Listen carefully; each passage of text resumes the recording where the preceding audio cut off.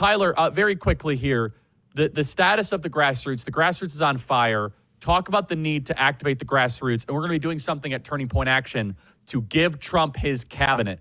Kind of tease it a little bit, Tyler. We have some big announcements coming about this. Yeah, we've got some huge announcements. The grassroots is the most critical part to the movement because that is who that's been the engine for the Trump era. Since 2016, we saw, I think, what's the culmination of the Tea Party movement, the constitutional conservatives coming together, now what we call America First patriots, all coming together and saying, there's nothing that's going to be able to get in our way. And that certainly applies to presidential candidates. We saw the slaughtering that happened during the presidential primary. People thought, oh, this is going to be a competitive thing with Donald Trump. And, people didn't really understand what they were up against. That's because the people are so far behind our new 47th president, our immediately past best president that we've had.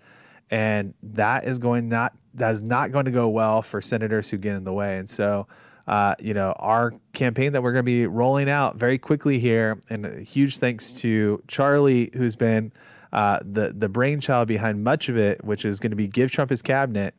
And we're going to be letting people know that there's a mandate. There's not just a mandate for the president to, just be the guy that's just sitting in the chair behind the Resolute desk. It's going to be actually, governing and being the executive of this country.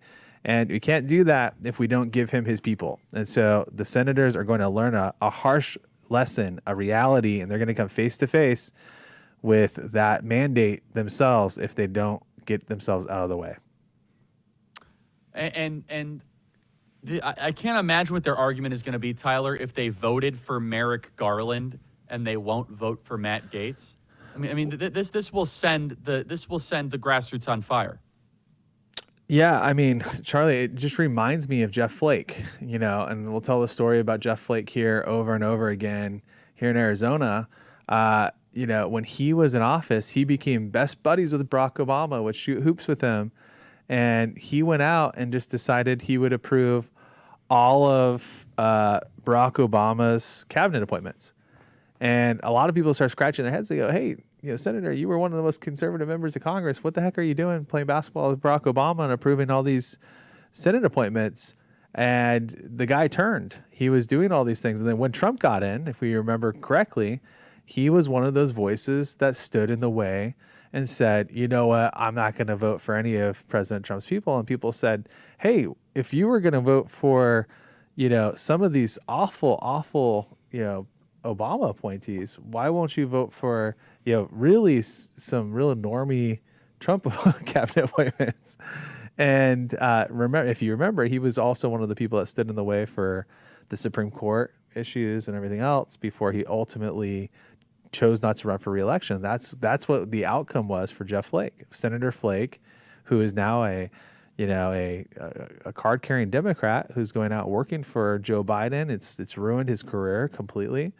Was one of those people that told himself that he was so upset with the Trump getting into office, and he couldn't, he was beside himself. He couldn't believe that Mitt Romney could lose and Trump could win. Stood there and opposed all these cabinet appointments and judicial appointments.